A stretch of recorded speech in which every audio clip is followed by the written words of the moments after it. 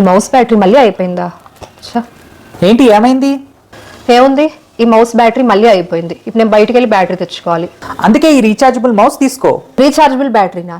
ఏం డిఫరెన్స్ ఉంది? ఇప్పుడు రోజు ఫోన్ ఛార్జ్ చేసినట్టు నేను మౌస్ కూడా ఛార్జ్ చేసుకోవాలా? చాలా కష్టం. ఇది రోజు ఛార్జ్ చేసుకోక్కర్లేదు, వన్స్ ఇన్ 15 days ఛార్జ్ చేసుకుంటే సరిపోతుంది. ఓకే, ఛార్జింగ్ ఈజీనే, బట్ ఇంకే డిఫరెన్స్ ఉంది నా బ్యాటరీ మౌస్ కి నీ రీఛార్జబుల్ మౌస్ కి? ఇది చాలా లైట్ అండ్ పోర్టబుల్ మౌస్. ఇది చాలా స్లీక్ డిజైన్ తో అయితే వస్తుంది. దీనిపైన మనకి 2 buttons అయితే వస్తాయి. ఒకటి వచ్చి లైట్ బటన్, ఆ బటన్ నొక్కితే మనకి ర్యాండమ్ కలర్స్ అనేవి వస్తాయి. నెక్స్ట్ బటన్ వచ్చి DPI సెన్సిటివిటీ బటన్.